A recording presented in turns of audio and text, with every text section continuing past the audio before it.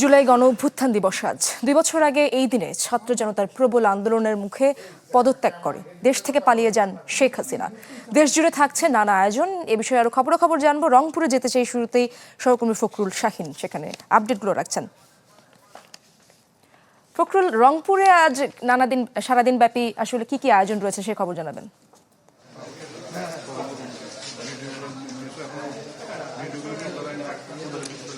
আমি এখন আছি রংপুর বেগম রোকেয়া বিশ্ববিদ্যালয়ে, যেখানে জুলাই অভ্যুত্থানের যে প্রথম শহীদ আবু সাঈদের যে বিশ্ববিদ্যালয় সেখানে, এবং আজকে আমরা দেখেছি যে সারাদিন ব্যাপী এই দিবসের কর্মসূচি পালিত হচ্ছে। সকালে আমরা দেখেছি যে বর্ণাঢ্য একটি র্যালি হয়েছে, তারপরে বৃক্ষরোপণ কর্মসূচি হয়েছে এবং এখানে বেগম রোকেয়া বিশ্ববিদ্যালয়ের উপাচার্য তিনি আছেন।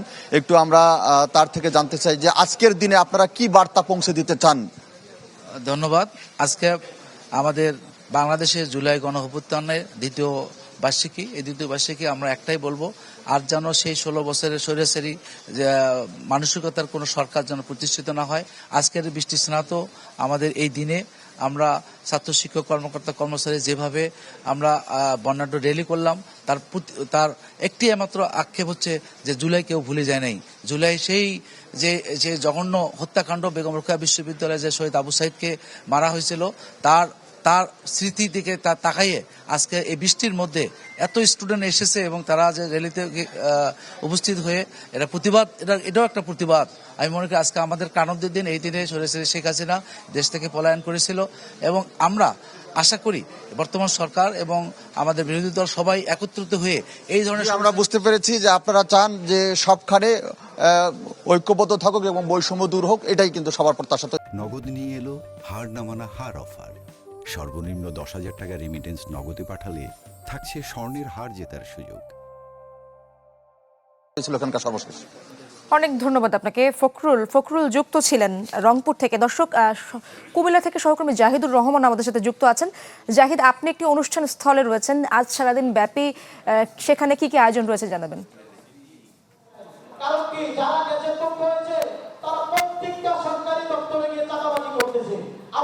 আমি এই মুহূর্তে রয়েছি কুমিল্লা জেলা শিল্পকলা একাডেমিতে। এখানে কিছুক্ষণ আগেই আলোচনা সভা শুরু হয়েছে জুলাই গণ অভ্যুত্থান দিবস উপলক্ষে।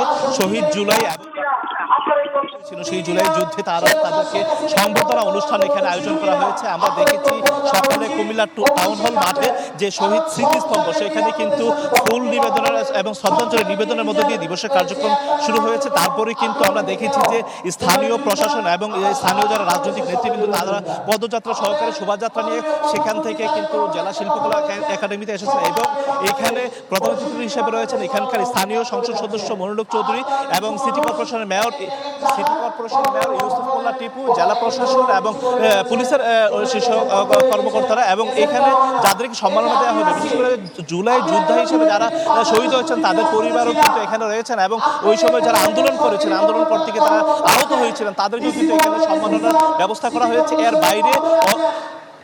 এর বাইরে অন্যান্য যে রাজনৈতিক দল তারাও কিন্তু কুমিল্লার বিভিন্ন এলাকায় আজকে কর্মসূচি রয়েছে। বিকালে 11 দলীয় ঐক্যজোটের আয়োজনে কিন্তু কুমিল্লা নগরীর যে কান্দ্রিপা এলাকা সেখান থেকে কিন্তু কর্মসূচি শুরু হবে এবং এর মধ্য দিয়ে কিন্তু জুলাই আন্দোলন যারা শহীদ তাদেরকে সম্মানিত। এছাড়াও জেলার বিভিন্ন উপজেলায় কিন্তু আজ দিনব্যাপী কর্মসূচি। তো এই ছিল এখান থেকে সর্বশেষ ইশরাত। ধন্যবাদ আপনাকে জাহিদ। সহকর্মীরা ঢাকার বাইরের গণ অভ্যুত্থানকে কেন্দ্র করে নানা আয়োজনের খবর জানাচ্ছিলেন। দর্শক, জুলাই গণ অভ্যুত্থানের নানা আয়োজন সম্পর্কে জানছিলাম। এবার গোপালগঞ্জে যেতে চাই। সহকর্মী বাদল সাহা সেখানে রয়েছেন, সেখানে বাড়তি নিরাপত্তার জোরদার করা হয়েছে। বাদল, সেই বিষয়ে একটু আপডেট জানতে চাই। ইসরাত, আপনি জানেন যে গোপালগঞ্জ আসলে একটু আলাদা জেলা, কারণ এই যে জেলাতেই কিন্তু সাবেক যে প্রধানমন্ত্রী রয়েছেন, যিনি ভারতে পালিয়েছেন, সাবেক প্রধানমন্ত্রী শেখ হাসিনার জন্মস্থান, ফলে কিন্তু এই জেলাটিকে একটু আলাদা হিসেবেই দেখা হয়। আর যেহেতু আজকে কিন্তু 5 জুলাই গণ অভ্যুত্থান দিবস, সেই কারণে কিন্তু এই গোপালগঞ্জে ব্যাপক নিরাপত্তা ব্যবস্থা নেওয়া হয়েছে। বিশেষ করে গোপালগঞ্জে কিন্তু ইতিমধ্যে 5 প্লাটুন বিজিবি মোতায়েন করা হয়েছে, যাতে এই দিবসটিকে কেন্দ্র করে কোনো ধরনের কোনো অপ্রীতিকর ঘটনা না ঘটে। এছাড়াও কিন্তু এই বিজিবির পাশাপাশি কিন্তু র্যাব, পুলিশ ও যে অন্যান্য যারা আইনশৃঙ্খলা রক্ষাকারী বাহিনী রয়েছে তারা কিন্তু এই বিভিন্ন স্থানে টহল দিচ্ছেন এবং গুরুত্বপূর্ণ যে স্থানগুলো রয়েছে সেখানে কিন্তু ব্যাপক পুলিশ সদস্য মোতায়েন করা হয়েছে। আমি কিন্তু এখন রয়েছে গোপালগঞ্জ শহরের যে প্রাণকেন্দ্র সেখানে রয়েছে, সেখানে কিন্তু ব্যাপক পুলিশ মোতায়েন করা হয়েছে যাতে কোথাও কোনো অপ্রীতিকর ঘটনা না ঘটে। আমি জেলা প্রশাসকের সাথে কথা বলেছি, তিনি আমাদেরকে জানিয়েছেন যে যেহেতু 5 জুলাই গণঅভ্যুত্থান দিবসে বিভিন্ন কর্মসূচি রয়েছে, কর্মসূচিতে কোনো অপ্রীতিকর ঘটনা না ঘটে সেজন্য বিজিবি মোতায়েন করা হয়েছে এবং যাতে কোথাও কোনো অপ্রীতিকর ঘটনা না ঘটে সেই বিষয়টি কিন্তু নজরদারিতে রাখা হচ্ছে।